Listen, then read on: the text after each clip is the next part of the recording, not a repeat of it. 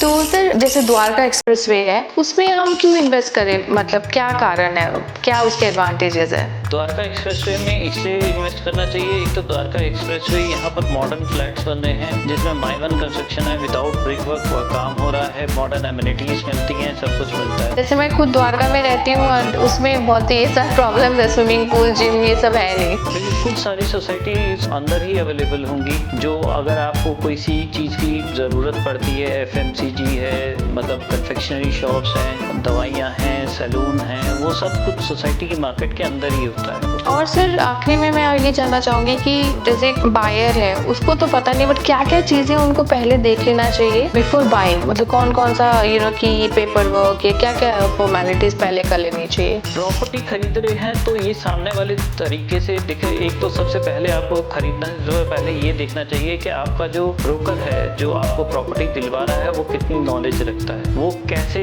आपकी प्रॉपर्टी को आप मैनेज करेगा या नहीं करेगा। आजकल लोग क्या करते हैं, एक बार प्रॉपर्टी बेचते हैं और उसके बाद गायब। तो इसलिए मैं आपको ये बात बोलूँगा कि जो भी प्रॉपर्टी खरीद रहा हो उसके पेपर की वेरिफिकेशन बहुत ज़रूरी कर ले, और जो ब्रोकर हो उसको, आपके ब्रोकर को पूरी नॉलेज होनी चाहिए कि इस प्रॉपर्टी में क्या क्या है और क्या क्या नहीं है।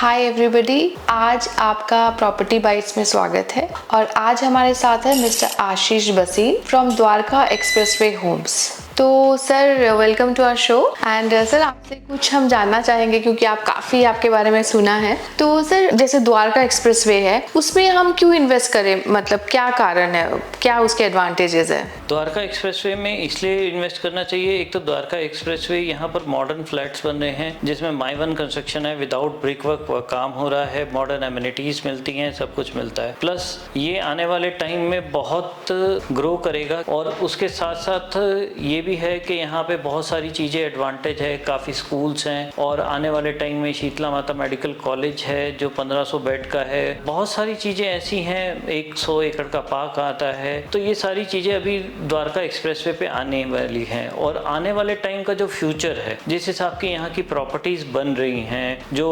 लग्जरी यहाँ पे की प्रॉपर्टीज़ में अवेलेबल हो रही हैं, वो शायद कहीं और होंगी भी नहीं। तो इसलिए द्वारका एक्सप्रेसवे आने वाले टाइम का फ्यूचर है, और यहाँ पे इन्वेस्ट करके हर बंदे को फ़ायदा ही होगा। जैसे मैं खुद द्वारका में रहती हूँ और उसमें बहुत ही ये सब प्रॉब्लम है, स्विमिंग पूल जिम ये सब है नहीं। सब ब्रिक वर्क नहीं होगा, मतलब क्या, थोड़ा समझाइए दर्शकों को। ब्रिक वर्क नहीं होगा इसका मतलब सिंपल आप ये बात समझ के चलिए कि ये जो होता है माई वन कंस्ट्रक्शन बोलते हैं, ये टोटली कंक्रीट का बना होता है। कंक्रीट को एक पैच से दूसरे पैच से जोड़ा जाता है, और ये इतना मजबूत होता है कील भी नहीं इसमें इजीली ठोकी जा सकती। तो प्लस इसके साथ जब उसका ड्रेन का पाइप का एडजस्टमेंट करी जाती है तो वो ऐसे करी जाती है कि अगर उसमें कहीं लीकेज हो तो वो अंदर वाली साइड ना आए, बाहर वाली साइड जाए। ऐसे ही बहुत सारी एडवांटेजेस होती हैं। वॉल का साइज बहुत छोटा होता है, ब्रिक में 8 इंची की वॉल होती है, यहाँ पे कम से कम 4 से 6 इंची की वॉल मिल जाती है, और कंपैरेटिवली उससे ज़्यादा मजबूत होती है। जैसे अर्थक्वेक के टाइम पे वो ज़्यादा रिलायबल रहती है कंपैरेटिवली एक ब्रिक वर्क के। तो एक और चीज़, जैसे द्वारका एक्सप्रेसवे में जैसे पहले लोग डरते थे कि यहाँ फैसिलिटीज इन द सेंस कि शॉप्स नहीं है, स्कूल्स की प्रॉब्लम है, हॉस्पिटल नहीं, तो अभी क्या सिचुएशन है? बिल्कुल सारी सोसाइटी अंदर ही अवेलेबल होंगी। जो अगर आपको कोई सी चीज़ की ज़रूरत पड़ती है, FMCG है, मतलब कन्फेक्शनरी शॉप्स हैं, दवाइयाँ हैं, सैलून हैं, वो सब कुछ सोसाइटी की मार्केट के अंदर ही होता है। उसके लिए आपको बार बार मॉल जाने की ज़रूरत नहीं पड़ती। प्लस आप देखेंगे club house, swimming pool, snooker, badminton court, lawn tennis court, half basketball court, cricket pitch, ये सारी जो सोसाइटीज़ में अवेलेबल होता है। मिनिमम से मिनिमम ये रिक्वायरमेंट तो रहती है कि आप कोई भी प्रॉपर्टी में इन्वेस्ट कर रहे हो तो इतना तो आपको मिलेगा ही। सर आप क्या सजेस्ट करोगे, किस में करना चाहिए? एक अफोर्डेबल आप बताइए, एक लग्जरी बताइए सर। दोनों ही अपने लेवल से खरीद सकते हैं। अफोर्डेबल बायर्स के लिए वो वाली देखिए, जो सारे इतना फर्स्ट टाइम घर ले रहा है या कोई इन्वेस्टमेंट के लिए शुरुआत कर रहा है, उसके लिए अफोर्डेबल फ्लैट बहुत बढ़िया चीज़ है। 45-50 लाख रुपए में आप 2 BHK, 30-35 लाख रुपए में 1 BHK, 80-85 लाख रुपए में 3 BHK, आपको यहाँ पे अफोर्डेबल फ्लैट्स मिल जाते हैं। लग्जरी की कोई लिमिट नहीं है। लग्जरी तो आप जितना महंगा खरीदना चाहते हो, आप लोगों ने सुना ही होगा DLF ने एक फ्लैट बेचा है जिसका कॉस्टिंग तकरीबन 1 90 करोड़ रुपीस है। तो लग्जरी नेवर एंड। तो लग्जरी यहाँ पर भी बहुत सारी है, जिसके अंदर आप द्वारका एक्सप्रेसवे में आप ये बात मान के चलिए 2-2.5 करोड़ रुपए से प्रॉपर्टी चालू होती है 3 BHK, और ये अराउंड 10-15 करोड़ तक भी जाती है। आप विलास भी ले सकते हो, आप दूसरे तरीके प्लॉट भी खरीद सकते हो। तो द्वारका एक्सप्रेसवे पे बहुत सारी प्रॉपर्टी है, बहुत सारे ऑप्शन है, और सबके लिए कुछ ना कुछ है। तो एक और चीज, जैसे द्वारका एक्सप्रेसवे में जैसे पहले लोग डरते थे कि यहाँ फैसिलिटीज इन द सेंस कि शॉप्स नहीं है, स्कूल्स की प्रॉब्लम है, हॉस्पिटल नहीं, तो अभी क्या सिचुएशन है आज की डेट में? ये द्वारका एक्सप्रेसवे पे आप मान के चलिए सराउंडिंग में 56 स्कूल एक्टिव हैं बिल्कुल अच्छी तरीके से। इसमें इंटरनेशनल भी हैं, DPS भी है, हेरिटेज इंटरनेशनल है, बहुत सारे स्कूल्स हैं जो यहाँ पर आज पूरे तरीके से लोग मतलब अपने बच्चों को भेजते हैं, वहाँ पे पढ़ते हैं। और इंटरनेशनल का मतलब तो आप समझते ही हैं कि वहाँ पे स्पोर्ट्स वगैरह सारी एक्टिविटी होती ही। ऐसा कुछ नहीं है कि स्कूल्स नहीं है। हॉस्पिटल में भी यहाँ पर कोलंबिया एशिया है, मेदांता सिटी है, और 2-4 हॉस्पिटल हैं। और आने वाले टाइम में मैंने पहले भी बताया शीतला माता मेडिकल कॉलेज जो विद इन अ ईयर पूरा फुली ऑपरेटेड होगा। तो मुझे नहीं लगता यहाँ पे मेडिकल कॉलेज आने के बाद किसी हॉस्पिटल की ऐसी कोई कमी महसूस होगी। और वैसे भी आप किसी भी मॉल में या किसी भी उसमें जाएंगे तो वहाँ पे हॉस्पिटल फैसिलिटी रहती है, मतलब कोई ना कोई डॉक्टर आपको मिल जाएगा किसी ना किसी चीज़ के लिए। आप सर्च मारेंगे, गूगल आजकल सब कुछ बता देता है। द्वारका एक्सप्रेसवे पे बहुत सारे डॉक्टर्स अवेलेबल हैं जो आपको सारी सपोर्ट दे सकते हैं।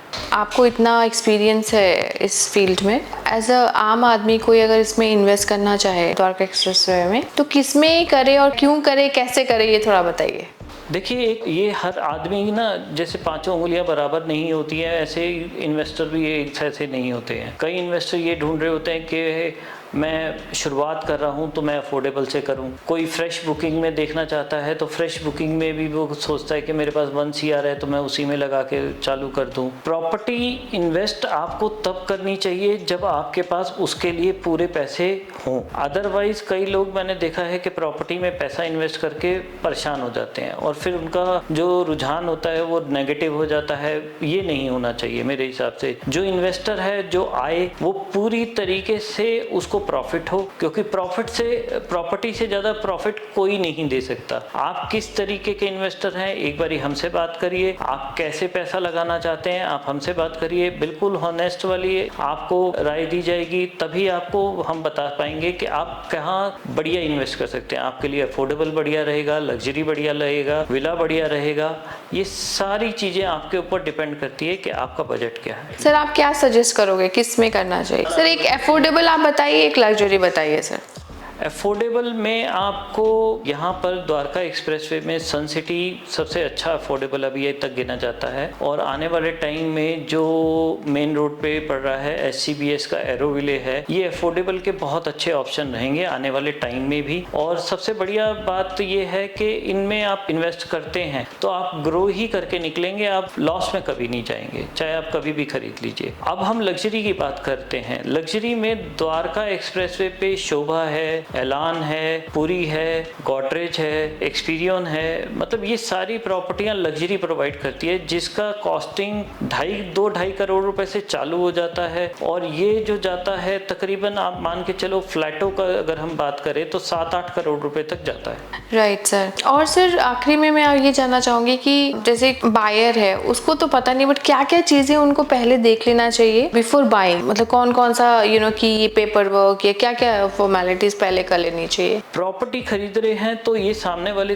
तरीके से देखो। एक तो सबसे पहले आपको खरीदना से पहले ये देखना चाहिए कि आपका जो ब्रोकर है जो आपको प्रॉपर्टी दिलवा रहा है वो कितनी नॉलेज रखता है, वो कैसे आपकी प्रॉपर्टी को आप मैनेज करेगा या नहीं करेगा। आजकल लोग क्या करते हैं, एक बारी प्रॉपर्टी बेचते हैं और उसके बाद गायब। ऐसा नहीं होना चाहिए। प्रॉपर्टी जब भी आप खरीदें तो इस बात का सबसे पहले ध्यान रखें कि ब्रोकर आपका जो है वो पेपर्स के लिए बिल्कुल नॉलेजेबल हो। जो पेपर्स, क्योंकि हर प्रॉपर्टी के अलग पेपर्स हैं। आप जब फ्रेश की प्रॉपर्टी खरीद रहे होते हैं तो बिल्डर को अलग पेपर दिखाने होते हैं कि बिल्डर के पास OC है, मतलब उसको बनाने के लिए रेरा है या नहीं है, BBA में क्या पॉइंट्स हैं। यूजुअली लोग ज़्यादातर BBA के पॉइंट्स नहीं पढ़ते जो पढ़ लेने चाहिए। और अगर आपको कोई भी बिल्डर कोई स्कीम ऑफर कर रहा है तो उस स्कीम का आपको एक एक पॉइंट समझ लेना चाहिए खरीदने से पहले। खरीदने से पहले आपको सारी चीज़ें बताई जाएंगी, खरीदने के बाद आपको कोई कुछ नहीं बताएगा। तो इसलिए मैं आपको ये बात बोलूँगा कि जो भी प्रॉपर्टी खरीद रहा हो उसके पेपर की वेरिफिकेशन बहुत ज़रूरी कर ले, और जो ब्रोकर हो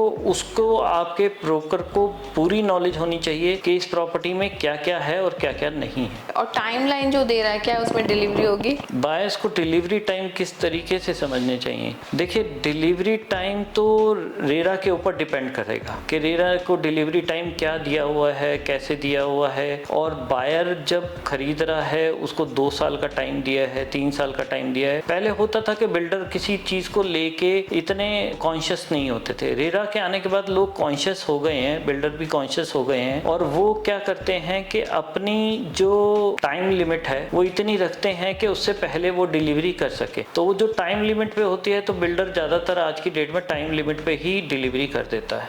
45 लाख से भी अवेलेबल है।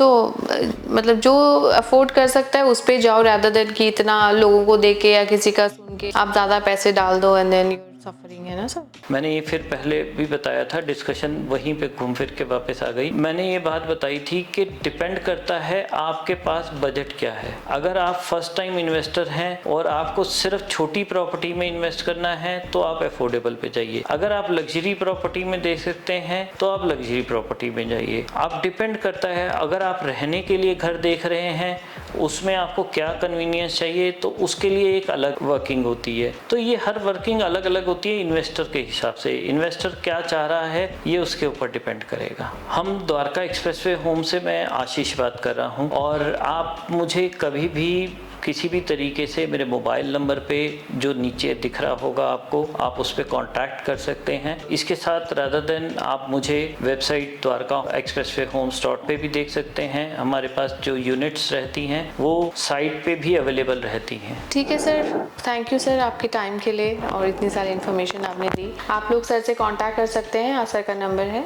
At any time. ये मोस्टली रीसेल पे काम करते हैं।